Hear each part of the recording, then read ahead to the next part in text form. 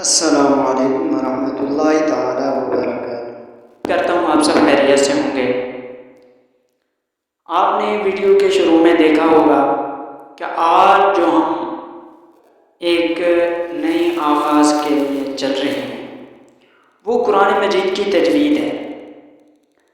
قرآن مجید کی تجوید کرنا ہر انسان کے لیے ضروری ہے تاکہ وہ قرآن مجید کے ہر الفاظ کو صحیح طریقے سے ادا کر سکے۔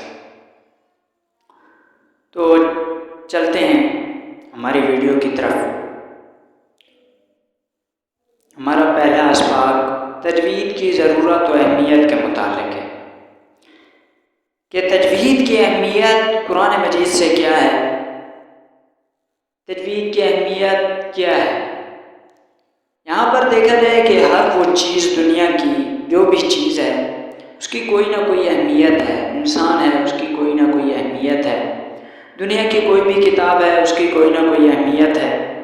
اسی طرح جو دنیا کی کتاب ہے اس کی اہمیت دنیا میں، اور جو دین کی کتاب ہے اس کی اہمیت دین میں۔ تو یہ تجوید، یہ قرآن مجید کی تجوید، یہ دین کی کتاب ہے، تو اس کی اہمیت دین کی کتابوں سے ملے گی۔ تو چلتے ہیں دیکھتے ہیں کہ اس کی تجوید کی اہمیت قرآن مجید سے کیا ہے، تجوید کی اہمیت احادیث مبارکہ سے کیا ہے، تجوید کی اہمیت صحابہ کرام رضی اللہ عنہم اجمعین کے اقوال سے کیا ہے، تجوید کی اہمیت علماء کرام اور فقہاء سے کیا ہے۔ تو سب سے پہلے تجوید کی اہمیت قرآن مجید سے کیا ہے۔ سورہ بقرہ کی 121 آیت الذین آتیناہم الکتاب یتلونہ حق تلاوتہ، جس کا معنی ہے وہ لوگ جنہیں ہم نے کتاب عطا کی ہے وہ اس کی ایسے تلاوت کرتے ہیں جیسے تلاوت کرنے کا حق ہے۔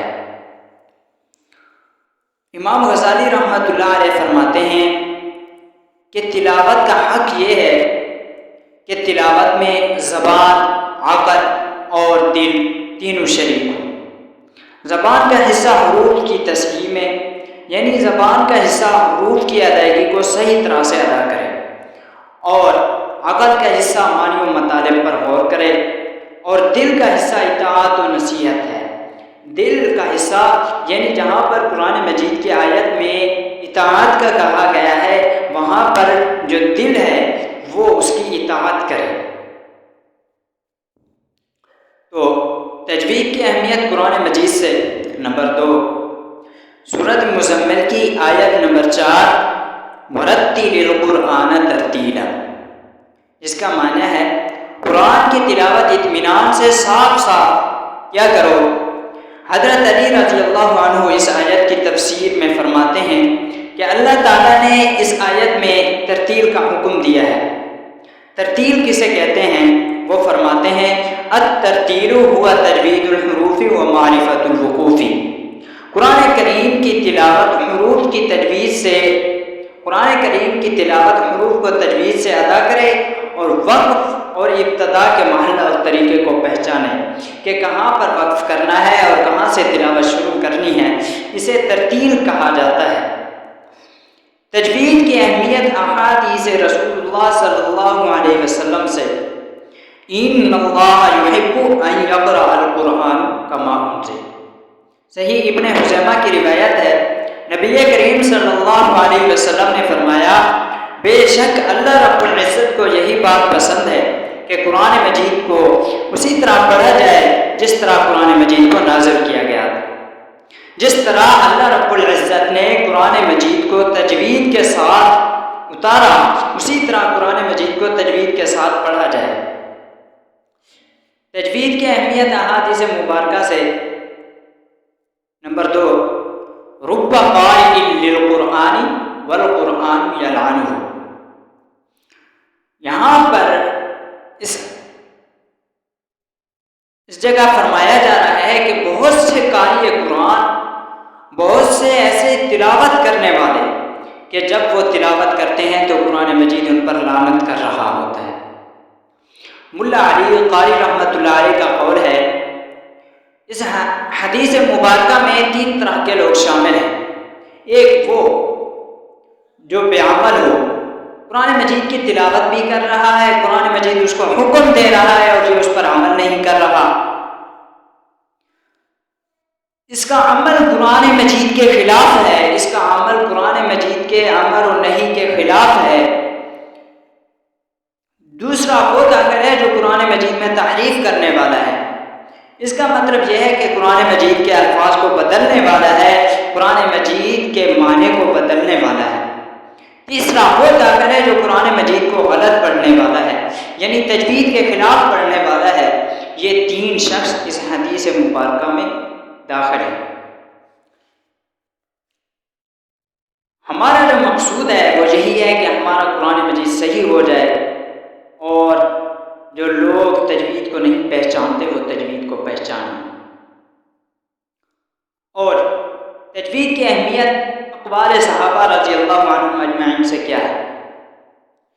تو حضرت عبداللہ بن مسعود رضی اللہ عنہ کا قول ہے، وہ فرماتے ہیں جوید القرآن، قرآن مجید کو تجوید کے ساتھ پڑھو۔ تجوید کی اہمیت اقوال علماء سے فقہائے امت کے سامنے تجوید کی اہمیت کتنی زیادہ تھی۔ حضرت امام جزیرہ رحمۃ اللہ علیہ فرماتے ہیں، مقدمۃ الجزائر تجوید کی بڑی اہم اور مستند کتاب ہے، یہ اس کے مصنف ہیں، انہوں نے وہ کتاب لکھی ہے۔ اس نے کتاب کے اندر تجوید کو مکمل اشعار کی صورت میں لکھا ہے۔ قرآن مجید کو تجوید کے ساتھ پڑھنا لازم اور ضروری ہے۔ جو قرآن کریم کو تجوید کے ساتھ نہیں پڑھتا وہ گناہگار ہوتا ہے، اس لیے اللہ تعالیٰ نے اس کو تجوید کے ساتھ اتارا ہے اور اسی طرح اس سے ہم تک پہنچا ہے۔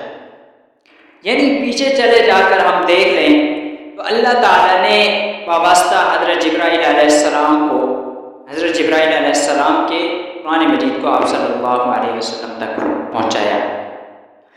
جبرائیل علیہ السلام آپ صلی اللہ علیہ وسلم کے پاس یہ قرآن کریم لے کر آئے اور آپ صلی اللہ علیہ وسلم کو تجوید کے ساتھ قرآن کریم پڑھایا، اور آپ صلی اللہ علیہ وسلم کو بھی حکم دیا گیا کہ خود بھی قرآن کریم کو تجوید کے ساتھ پڑھو اور صحابہ کرام رضی اللہ عنہم اجمعین کو بھی قرآن کریم تجوید کے ساتھ پڑھاؤ۔ تو یہ قرآن اللہ تعالیٰ سے جبرائیل علیہ السلام کے پاس منتقل ہوا، جبرائیل علیہ السلام سے آپ صلی اللہ علیہ وسلم کے پاس منتقل ہوا، آپ صلی اللہ علیہ وسلم سے صحابہ کرام رضی اللہ عنہم اجمعین کے پاس پہنچا، صحابہ کرام رضی اللہ عنہم اجمعین نے اپنے شاگردوں کو پڑھایا، جن کی بدولت یہ قرآن کریم آج ہم تم کے پاس تجوید کے ساتھ پہنچا ہے۔ قرآن مجید میں بہت سے لوگ کہتے ہیں کہ اختلاف ہے، قرآن مجید میں کوئی اختلاف نہیں ہے۔ جب قرآن مجید عربی لب و لہجے میں اتارا گیا تھا تو اس میں کوئی اختلاف نہیں تھا۔ جب یہ اجمیوں کے پاس آیا، جب یہ ہمارے پاس آیا تو اجمیوں نے اس کی تبدیلی کے انداز سے وغیرہ سے تو اس میں تبدیلیاں آنا شروع ہوئی۔ پہلے قرآن مجید میں کوئی تبدیلی نہیں تھی۔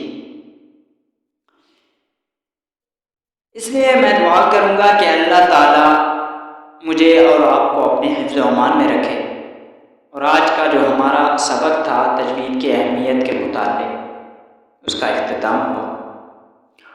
کل کا جو سبق ہے وہ تجوید کی تعریف کے متعلق ہے۔ یا مسلما یا مسلما یا مسلما یا حاملا فی الصدر آیات المجید، یا مسلما یا مسلما یا مسلما یا حاملا فی الصدر